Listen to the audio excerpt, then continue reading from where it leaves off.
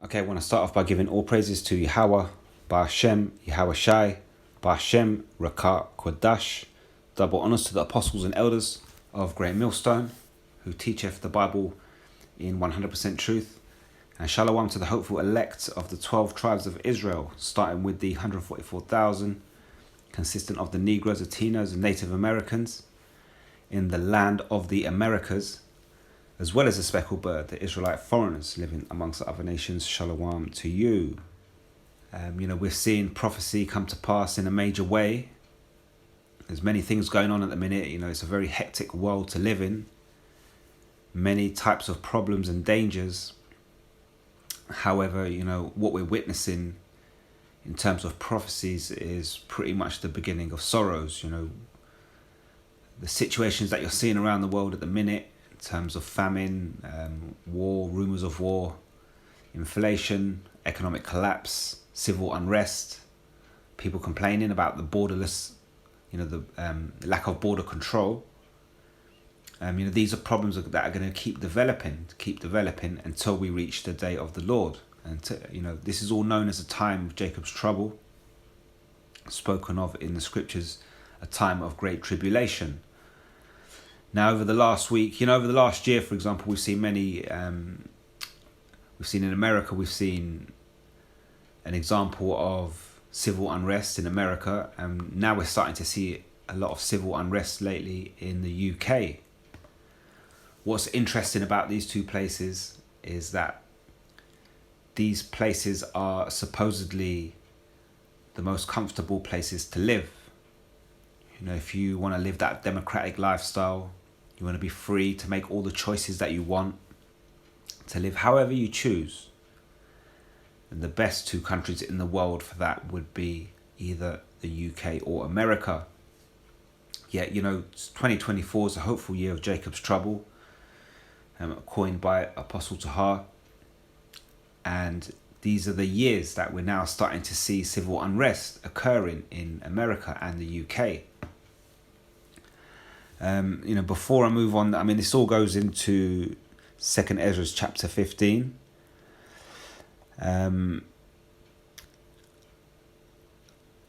says, starting at verse 1, it says, "Behold, speak thou in the ears of my people the words of prophecy, which I put in thy mouth, saith the Lord." So, these words that we speak aren't our words. They're not, the prophets are the one who speak it to you. However, the prophets are merely speaking the words of the Most High that have been put into their mouth. It says, "And cause them to be written in paper, for they are faithful and true." So the ancient prophets wrote these down, and through a thing called reincarnation, which is biblical, the prophets are back here today speaking these prophecies. It says here, "Fear not the imaginations against thee, let not the incredulity of them trouble thee that speak against thee." So, we're not worried about if people,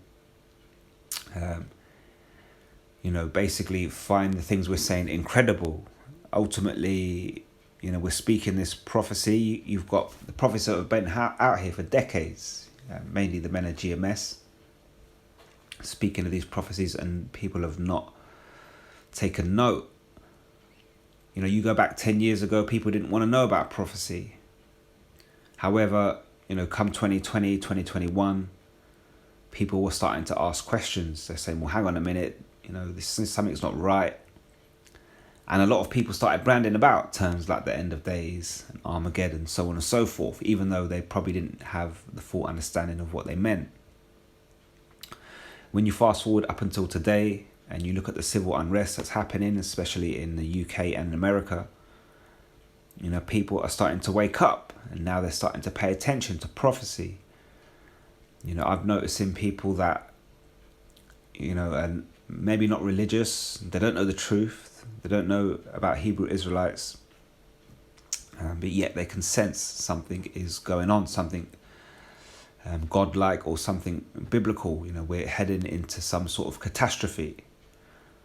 And I've been out there in the last few days and having just random conversations with people, by chance, and people can see it. They can see the economic turmoil. They can see the lies from the politicians regarding the borderless society. They can see the lies regarding the situation that happened in 2020 and 2021. I was even speaking to one person a couple of days ago, and he works at the airport, and even he said to me, look, I'm at work and I'm seeing shipments coming, containers full of test kits. And I said to him, yeah, because they're gonna introduce you to another situation like they had in 2020 and 2021, on top of the economic turmoil, on top of the borderless society, and all the other problems, all on top of that, the climate, everything else. And so he was pretty surprised. He said to me on the containers, he said to me the kits were coming in, test kits, in bulk through the airports, Heathrow Airport, just up the road. He said to me, what's written on them, I'll have to spell it out. It's Sierra, Alpha, Romeo, Sierra, space, Charlie, Oscar, Victor, India, Delta. So, you can make out what that means. And so this is 2 days ago. I spoke to someone who's working at the airport, and he said, there's all these problems going on. You've got the borderless society, you've got these things coming in at the airport, the economic turmoil. And he said, something strange is going on. And I explained to him, this is all part of biblical prophecy. This is where it's all heading. And you're reading about it here in 2 Ezra chapter 15. So carrying on here, verse 5, it says, behold, saith the Lord, I will bring plagues upon the world, the sword, famine, death, and destruction. It says, for wickedness hath exceedingly polluted the whole earth, and their hurtful works are fulfilled. And, it doesn't take a rocket scientist to look around the world today to realize that wickedness has exceedingly polluted the earth. You can't let your children out. The politicians are corrupt. Everything is apparently bad for you, giving you cancer, giving you pollution. You can't go anywhere. There's no such thing as a free space.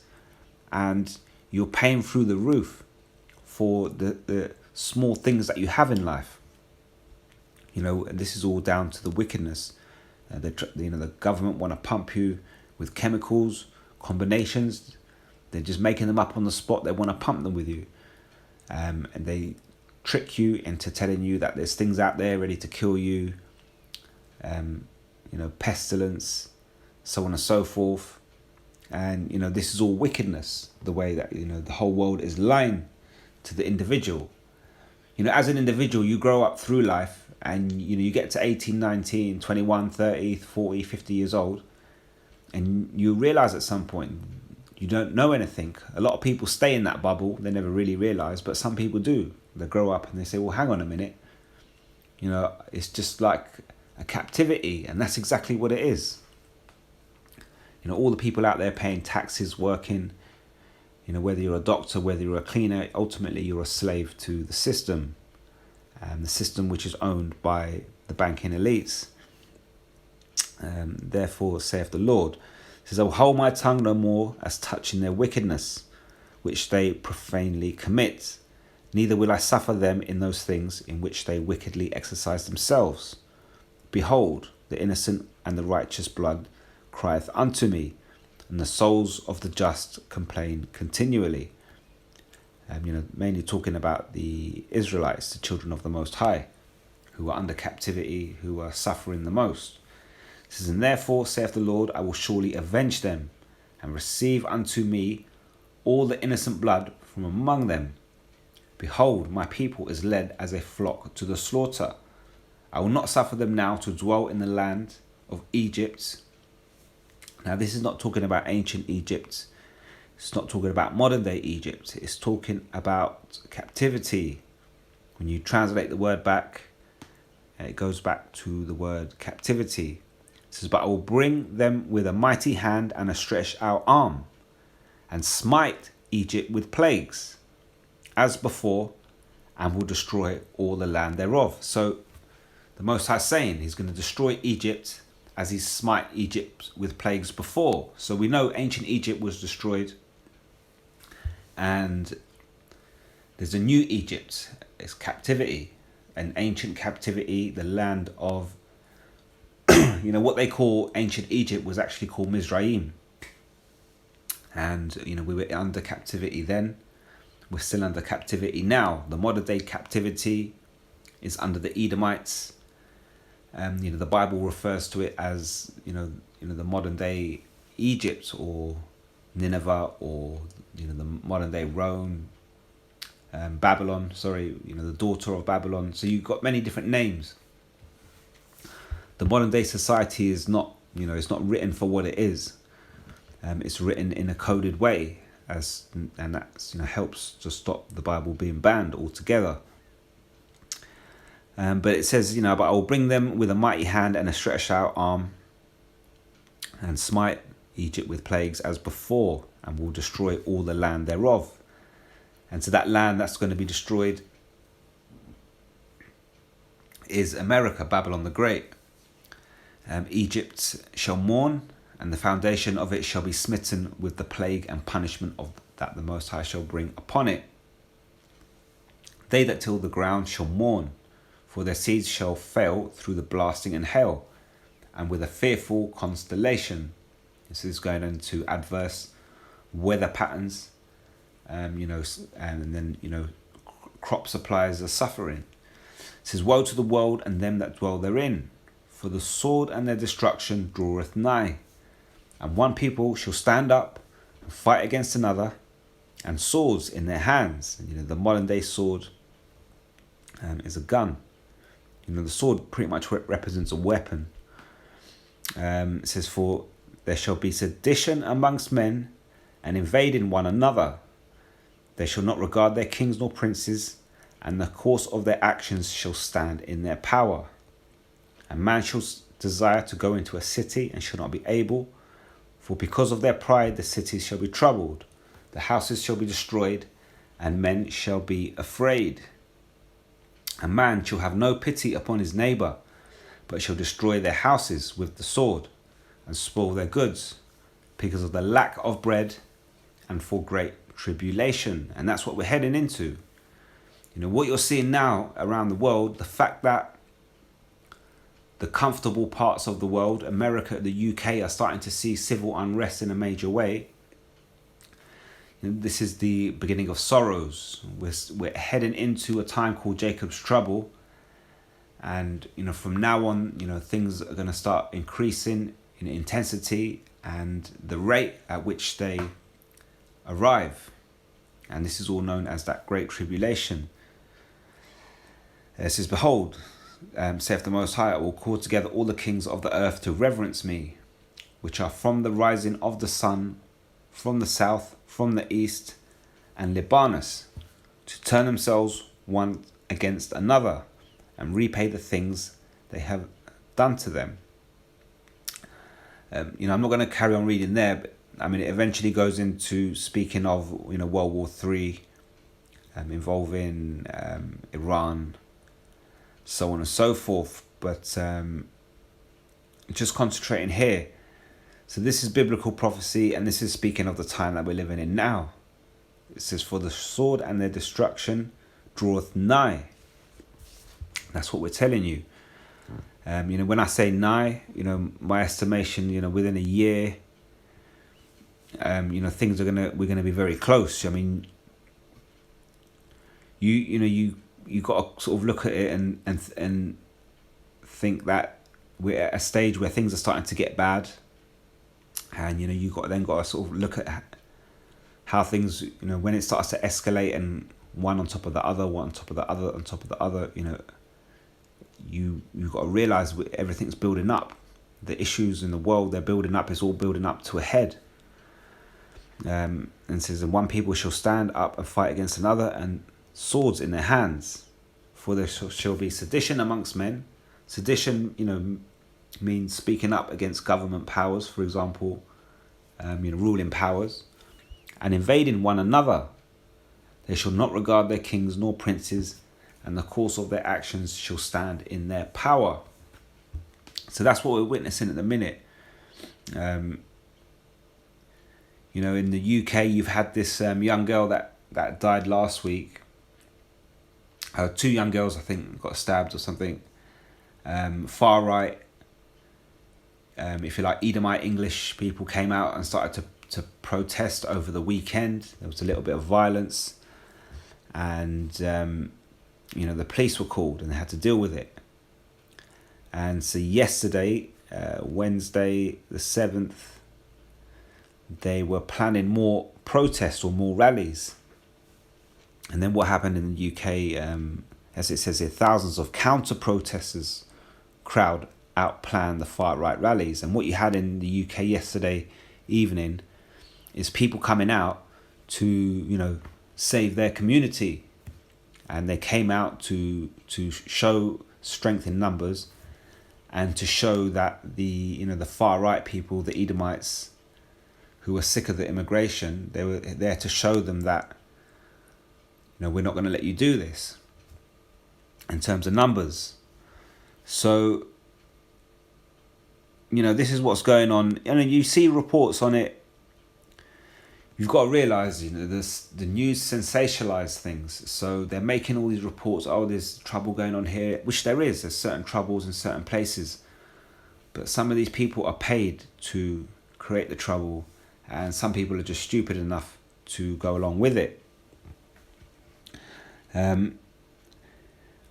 What they did this morning is a couple of the people that were involved in the protests. So you had these 2 young girls that got stabbed last week, and then apparently a false report saying I was an immigrant that did it. So people went out on a rampage and started smashing up things. These are Edomite English people, EDL, far right. So they come out, they cause a ruckus, and then people come out and say, actually it was an incorrect report. The boy who did it, even though he's black, he was born in the UK, he's not an immigrant. But by then it's too late. And then this morning, or yesterday morning, should I say, Wednesday morning, they then jailed some of the people that were involved in the violence over the weekend. Do you know how fast that is? They committed the crime on Saturday or Sunday, and this morning they've been sent to jail 3 years. And they're making examples of these people. And what's that doing? That's basically rousing up the English, these far rights, because that's one of them. One of their people got locked up for 3 years for getting involved with these things over the weekend, and that's only stirring up the far right. So that's why Wednesday evening, using social media, the police found out that there was over 100 far right protests organised all over the country. And then what that happened is that was counter protested by the people that were saying, no, we want to protect our communities. Ultimately, all these people realise that there's a problem with immigration, financial, economic system, so on and so forth. But, just like in America, you've got one set of people that want to fight it out and one set of people that just want to talk it out. And so, you look at the situation in the UK, and I have to hold my hands up to the elites, to the banking elites. It's not about the government. That Keir Starmer's been in office for 4 weeks. He's been in office for 4 weeks, and he's already creating riots. And now, do you think these people, they just following whatever they think is best? They're very professional people. They follow these plans and these procedures.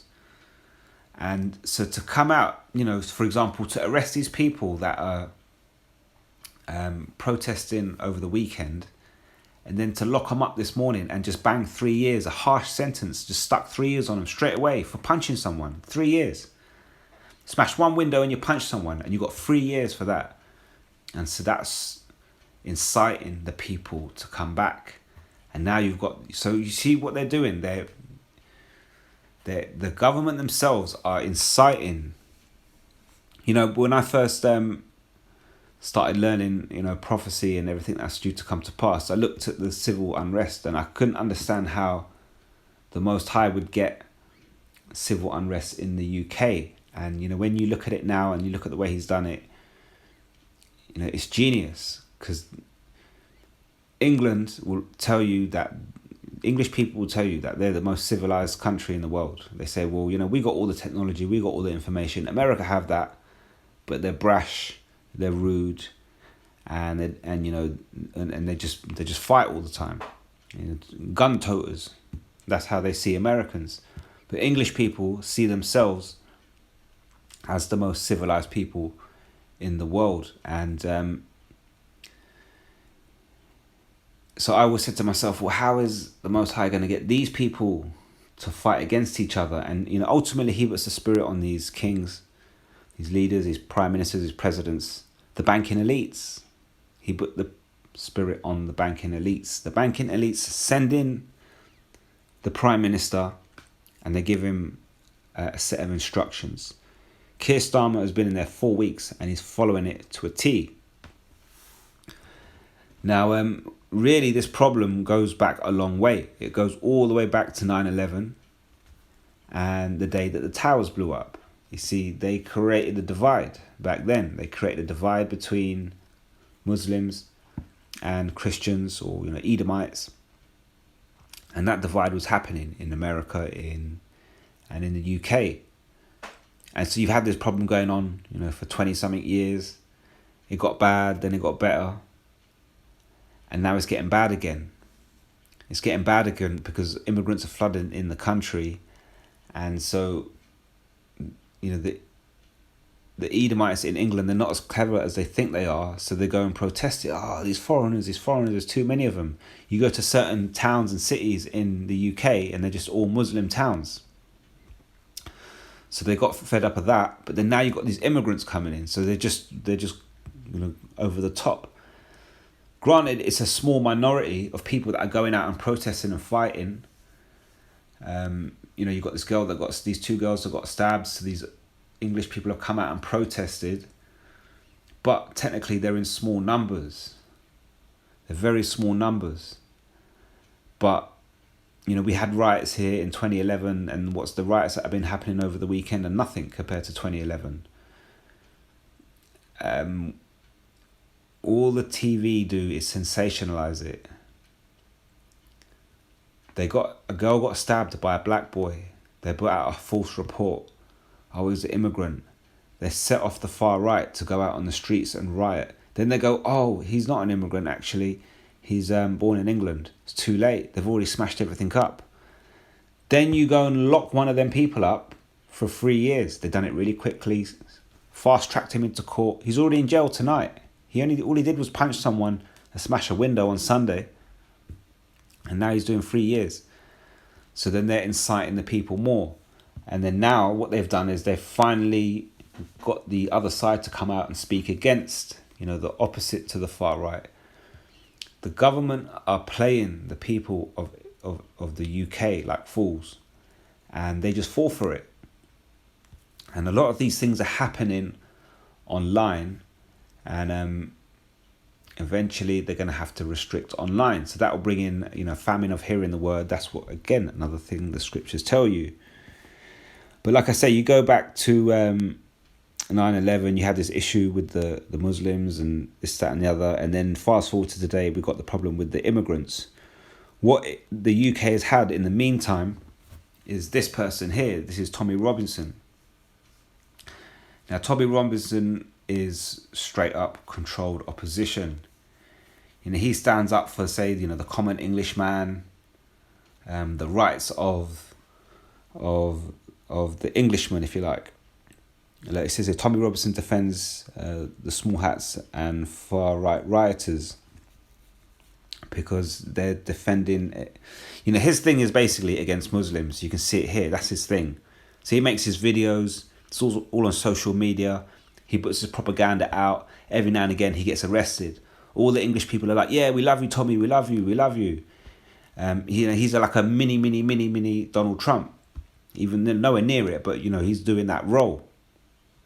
And so that's the ones that, when those followers, when they see the girl get stabbed, they go out and they protest. Now you bang one of them up for 3 years and they want to protest again. But now they got the, the opposite people, the counter protesters that came out this evening. So, this is all getting worked up from these situations. Tommy Robinson is a major part. He's just controlled opposition. He's paid to go in there and create that fuss. And what he's doing is, there's a massive issue in England between, Tommy Robinson and the Muslims. On the other side, you've got someone like this. What's his name?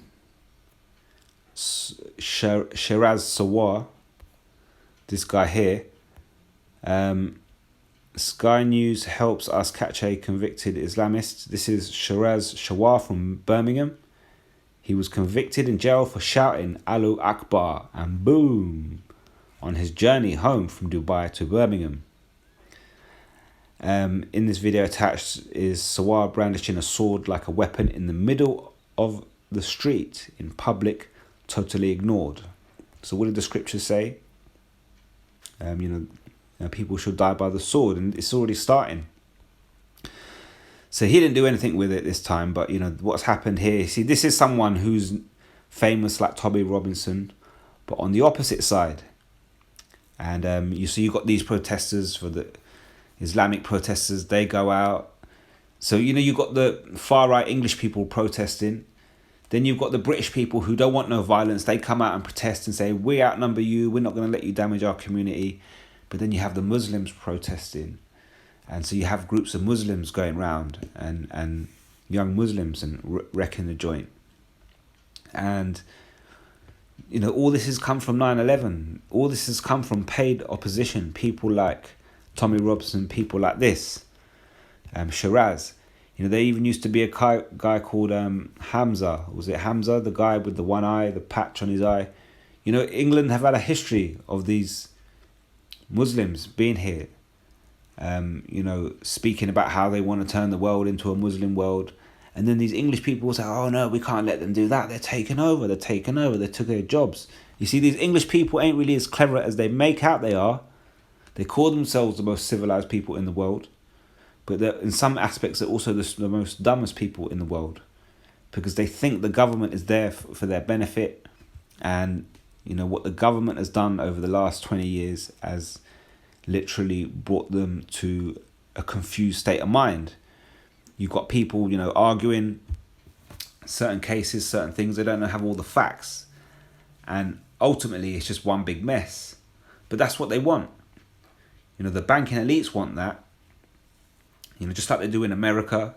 War kicks off. Trouble all around the world. Economics collapse. What's going to be the answer? Digital tracking device under the skin. You can use that to make payments. We can keep everybody safe and keep everybody crossing the borders, stop them crossing the borders. Also, we can know if you've got any disease early, because there's going to be lots of those flying about in the next 12 months. So, I don't know if I'm making a good job of explaining it. So what I'm going to do is I'm going to leave the link for this video here.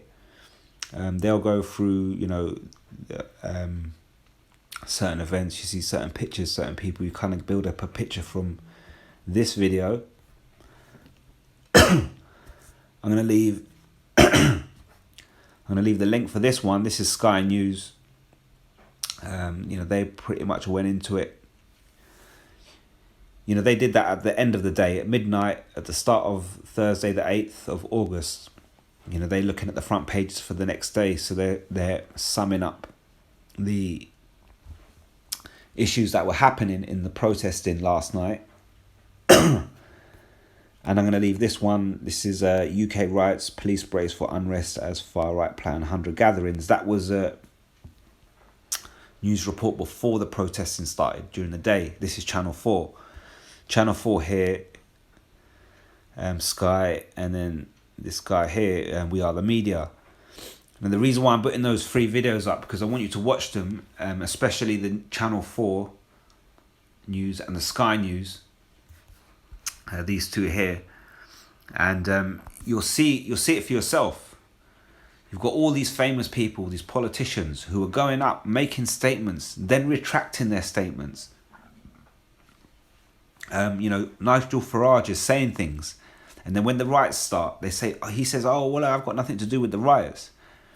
You've had another person from the Conservative Party who said you shouldn't be allowed to say Allahu Akbar in public. It should be banned. You should go to jail. Then you've got other people coming out saying, well, that just all that means is God is good. And, if your eyes are open, you watch through the videos, you'll realise you've got all these professional, famous people who are somehow making these remarks which incite people, and then they're having to come out and correct them. Or, oh, I'm sorry for saying that. And, oh, he's a silly boy. He shouldn't have said that. Let's move on. No, but what these people are doing is they're planting seeds into the minds of the people, and it's just working it up. Now, like I said, you only had a small number of protests really here, there and the other, but it doesn't matter because they just take a couple of clips here, a couple of clips here, they put it on TV, they sensationalize it. They make you believe like you don't go nowhere today because there's protests all over the country. That's bullshit. I went and did my shit, and I didn't see no protesters. Now, there are people gathering here and there and doing whatever. Like I say, these events are happening, but they're just taking small snippets. Just like they took the girl that got stabbed. A black boy stabbed her. Oh, he's an immigrant. So people kick off. Then they say, oh, actually, that's false information. So you live in a world of false information. Nobody told you that before. Nobody used to talk about false information. But now, they tell you false information.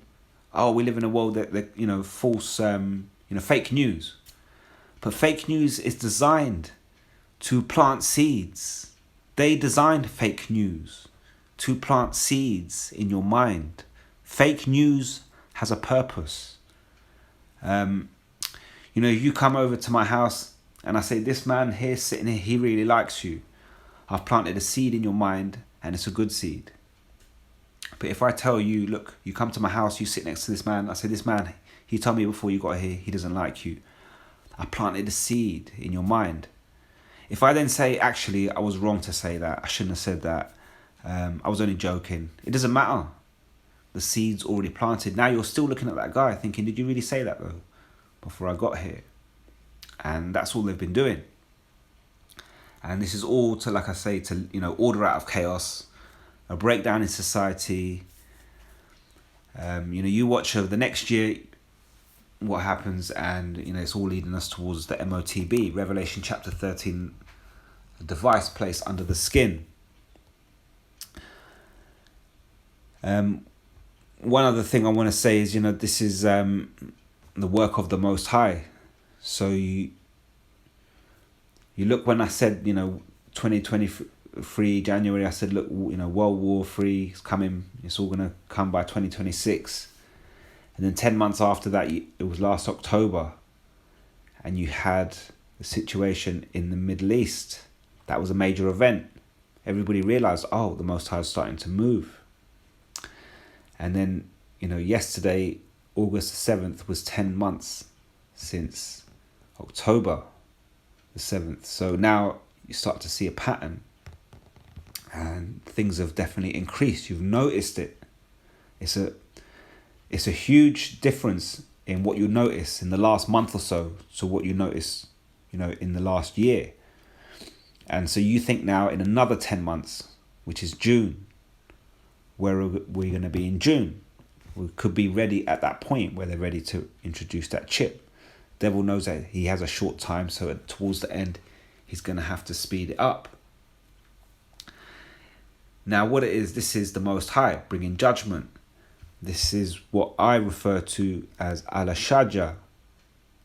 Al-Shaja is a title for the Most High. The name of the Most High is Yahweh, which means he exists, or he is. And his son is Yahweh Shai. He saves. And these are Paleo-Hebrew words. Now, when you have God, the Ancient of Days, Al-Shaja, and whatever else you can think of, these are just titles for the Most High. I'm me, And if I go to work, I play the role of receptionist. And then I come home and I'm not a receptionist.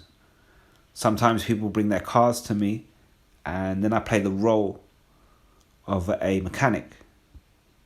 And then they take the car away. And then sometimes people call me and they say, come to my house and can you fix this? And can you lay my carpet? And can you do that? And can you do this? And so at that point, I play the role of a tradesman. And I'm the same person. I'm still me, but I'm just playing different roles. And I have different titles in different elements and different scenarios. And so, when the Most High brings great destruction, it's still Yahweh Bahashim Yahweh Shai. But then you have to think of the term Allah Shaja, which means demon-like power. This is what the other nations, most nations used to refer to the Most High as, to say when you read through the scriptures, for example, you'll read God Almighty, and it translates back to Allah Shaja, demon-like power. See, we're living in the time of judgment, and when judgment comes, it comes thick and fast, it comes rapid, it comes close to each other. It builds up in speed and patterns start to occur. Remember, I've been through the scenario myself in the last 6 years and I explained it a couple of videos ago. You go through the scenario once, you say, okay, that was a bit crazy. It happens again. You say, damn. Happens again, and then it happens a third time. By the third time, you start to predict what you're about to see. You see, I've been through that process and I started to realize, okay, so every time you do this situation to me, it's either 7 months or it's 10 months. And then you show me things that are to come to pass and then I speak them. And see, now it's a switch over because now they're going to get it. You've had the 10 months. I said World War III, 10 months. You had October the 7th. And now another 10 months. Look where we are now. So things are drastically increased in tensions around the world. And that's what I say. So you then now mark another 10 months from here. And then you start to see the same pattern that I just lived through with the story that I gave you over the last 6 years previously. Then you start to recognize this is Al Shaja with this pattern. When you go back to ancient Egypt, Mizraim, the Most High destroyed it. He destroyed it with plagues, with 10 plagues. And they came, bang, one after the other, another one, another one, another one. You think to yourself, well, how come it, first of all, the Most High hardened the Pharaoh's heart to keep refusing the request. And so that gave the Most High the excuse to send another plague to show his power. And yet again, he hardened his heart. You receive one plague, 2, 3, 4. You're ready to give up. 5, 6, 7. You're pulling your hair out. By 8, by 9, by 10. We've had enough. We've had enough. We've had enough. And this is when people started to learn. These Hebrew Israelites have this God. They call them Yahweh, but Hashem Yahweh Shai. We refer to him as Allah Shaja, that demon-like power. And, when you witness the judgment that comes, Jacob's trouble, the time that's coming up now, the time that we're in, is building up, the pressure's building. This is the Most High playing the role of Allah Shaja, demon-like power. A demon is just a spiritual entity that controls thoughts in your mind. That's how the Most High controls the earth, controls the people. I'll leave the link for this in the description box. I'll just quickly read through this. Allah Shaja is one of the names of the Most High. It's a term, it's a title. It's conventionally translated into English as God Almighty. Now here, they go on to say, we don't know, it's a bit confusing, such and such. El means God, Allah, the same way that Muslims say Allah, which just means power. But then they go on to say they're not sure of the meaning. Is it destroyer? They say that, but then later on here they go on to tell you where it occurs in the Bible. Now that's what we're concerned about. And so this is the bit we're going to read. It says, third in frequency among divine names. The name Al-Shajah appears 48 times in the Bible. 7 times as Al-Shajah and 5 times in Genesis, once in Exodus, once in Ezekiel.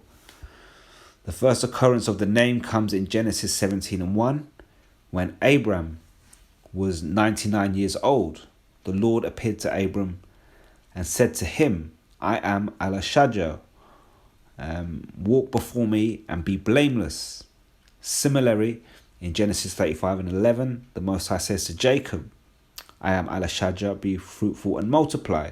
A nation and a company of nations shall be of thee, and kings shall come out of thy loins. Jacob being the forefather of the 12 tribes of Israel. According to Exodus 6:2-3, Shaddai was the name by which the Most High was known to Abraham, Isaac, and Jacob. And then, to Moses, he's told him, I am, Yahweh. It says, in the vision of Balaam, recorded in the book of Numbers 24:4 and 16, the vision comes from Shaddai, who is also referred to as Allah. In the fragmentary inscriptions at Dala Shadinyan appear. The vowels are uncertain, as is the gemination of the D. Perhaps lesser figurations of Shaddai. These have been tentatively identified with Sadim, demons, of Deuteronomy 32:17 and Psalms 106:37-38, who are Canaanite deities. So the Canaanites were referring to our power. That the word Shaddai, they were to them it meant demons. See, at the top they try to say, we're not sure.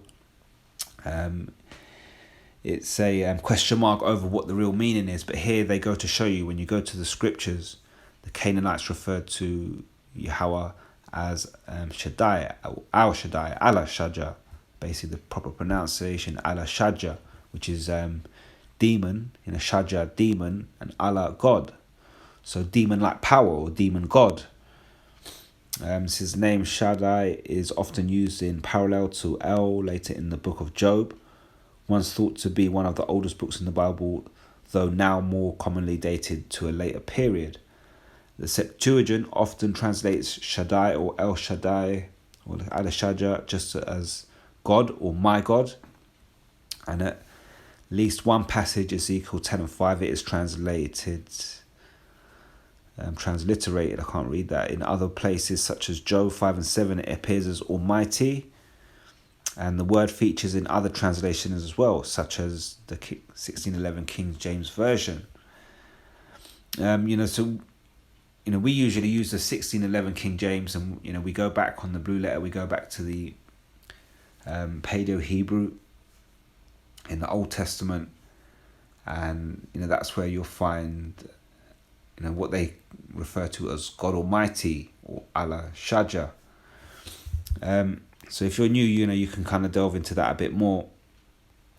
But that's the time we're in. We're in the time where Allah Shajah, you can use that title for what the Most High is doing now, because it goes along the lines of that demon-like power. Obviously, the Most High is always controlling people around the earth. He's always got that demon on their mind, putting thoughts into their mind, making their actions, making them take certain actions. But you look at how, the whole world is having some sort of this unrest and this problem. Everybody's got their opinion. Everybody's fighting for it. Everybody's got to the point where they want to speak their opinions. They're challenging the government and leading them. They put the carrot on the stick. They lead them into one direction. Then they stick them in jail. Then they make them come out again. They're just creating the division. Keir Starmer's been in there a month. This is not his thing. This is the elites that put him there. They put him there to do the job. And they've put all the previous governments in there in order to build up the problems up until what we have today it's one thing when you see it going on around the world, but then to see it in the UK and in America, what's happened there is, the most luxurious places in the world, people are now feeling uncomfortable. You may say it's only small numbers, but they sensationalize it on the news. Then they lock one of them up, and then that just brings them back out on the street. Then the other protesters go out against them, and then another group, a third group of protesters, and all these people are getting dragged out onto the street, by the carrot on the stick. These governments are pretty much playing these people for fools. You go back to Al-Shaja, the understanding, demon-like power. The demon is the spiritual entity that controls your minds and makes your thoughts. When you're standing there and you're trying to explain something black and white to somebody and they can't get it, it's because their head is in one of these, like a bubble. And the only thing that exists in the bubble is whatever comes through their mind. So if you want to be a Most High, you have to control what goes through their mind. And when you do that, they can only see what the Most High wants them to see. So, we've explained before that, Yahweh, Bahashim, Yahweh Shai, the Most High creates good and creates evil. And you wouldn't be a Most High if you could do that. And the people make out that the devil is an independently working off his own back, and he comes to destroy the work of the Most High. That's not true. The Most High gives what he wants to his righteous people, and to the rest he gives deception. Well, that's what's been happening up until now. So he sends forth the devil, and people could call on Jesus or Buddha or Allah or Guru Nanak or whatever they want. They call on all these different fake deities, and they say, my God works for me because I've got a good job and I'm healthy. Well, you got a spirit on you, a demon, that's got you in a bubble, and it's because the Most High doesn't want you to know the truth. You know why he doesn't want you to know the truth? Because when it comes to judgment, the time that we're about to see, he doesn't want you to see it coming. If we can see it coming, we call on Yahweh, Bahashim, Yahweh Shai, that's how we expect to be delivered out of these times when the destruction is taking place. So I'm not going to go on for too much longer. One more thing I'm also going to leave the link for this video. This is pressure from above, pressure from below. This is exactly what, not just the UK government, but all governments around the world have been doing to the people, to the population, and that's how they're getting you to go out on the streets and react. And problem, reaction, solution. So the solution will be, this device under the skin, the MOTB. You think in the next year you're going to see civil unrest, you're going to see war, you're going to see economic collapse, you're going to see famine, you're going to see, when the economic collapse comes, the whole system turns upside down. You wake up one morning, you look at the news, and the news says there's an economic worldwide collapse. We don't know what money's worth anymore. You're going to even question whether you should even go to work. And so therein lies your whole world getting turned upside down. Along with the violence, along with the world war, along with the diseases, the pestilence, being told to stay at home, 2 meters apart, all this stuff, it's all coming back. And this is all, is it Hegelian or Hegelian dialect? Pressure from above, pressure from below. So, leave the link for that. I'll leave the link for that, and do watch that one. But yeah, we're in that time, Al-Shaja. One problem after another, consistently, non-stop, to the point where it wears you down, to the point where, it literally drives the soul out of you. That's what happens when you have that experience of Al-Shaja. You think, Rahab, the harlot, who have heard of the Israelites, we've heard of you in your demon-like power. You go back to the book of Joshua, the other nations have heard of us. And it's not just about hearing of us. If you're involved in that scenario, it knocks the stuffing out of you, knocks the wind out of you. The Most High might not judge you that to the point that he kills you, but when he visits you with that Al-Shaja power, you've got nothing left in you to fight against whatever it is you are fighting against. And so this is what's going to happen. You're going to get these events coming along to destroy the morale of the people. The more it destroys the morale of the people, the more they're going to fight. The more they fight, and the more they lose, the more morale they lose. And eventually we're going to get to the day of the Lord. This is a time of judgment. People are getting judged. They have to stay in the darkness. They have to not really see what we're seeing, because that's how the judgment hits them really hard. These people that are out there are blind to this. If you're starting to pick up on this, you're understanding this, you're picking up on this understanding, you're seeing things the way the prophets are, then you need to start calling on Yahweh Bahashim, Yahweh Shai. Yahweh being Allah Shaja. So this is Jeremiah 10:10. I'm going to leave you with this. But Yahweh is the true power. He is the living power and an everlasting king. And his wrath, the earth shall tremble, and the nations shall not be able to abide his indignation. It says, thus shall ye say unto them, and the gods that have not made the heavens and the earth, even they shall perish from the earth and from under these heavens. So you're about to see huge judgment across the earth to all these people. People aren't going to be able to... Now you think, how strong in the mind are these people over their various religions, the various gods? What have you got to do to destroy that morale and that whole... to take the whole spirit of that whole God out of them and to drive that out of them? You've really got to beat down their spirits. It's one thing to just kill a man and end it. But now the Most High is going to keep people alive for a bit and keep judging them, keep judging them, keep judging them, keep judging them to the point where, they get defeated. Who's your God again? Who's your God again? Another one. Who's your God again? Another one. Who's your God again? Another one. To the point where these people are just going to be finished.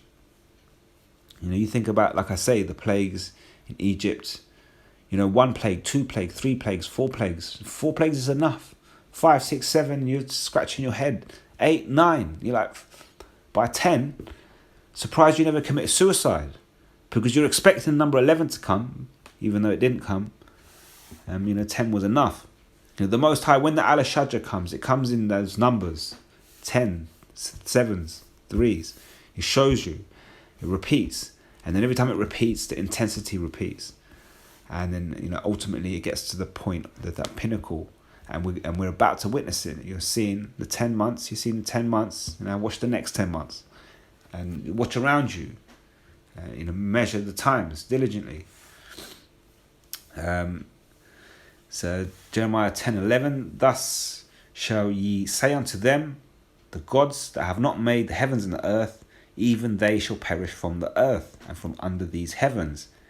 He hath made the earth by his power, he hath established the world by his wisdom, and hath stretched out the heavens by his discretion.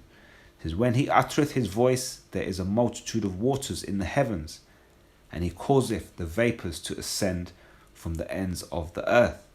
He maketh lightnings with rain, and bringeth forth the wind out of his treasures. Every man is brutish in his knowledge. Every founder is confounded by the graven image, for his molten image is falsehood, and there is no breath in them. And that's what you're going to find out. All these people, that's what they're about to find out. They're about to find out that there's no power, no strength, no salvation, no turning back of these plagues by calling on any other name but Yahweh Bahashim Yahweh Shai. But these people in the world, they don't know the name Yahweh Bahashim Yahweh Shai. And so that's how we know that brutal judgment is coming. And like I say, meanwhile, the Most High, that demon-like power, he's got demons working on these leaders to lie to the population, to bring out these things, to create pressure from above, pressure from below. So I'm going to leave it right there. Until next time, all praises to Yahweh, Ba'ashem, Yahweh Shai, Ba'ashem, Rakah, Quadash. And until next time, Shalom.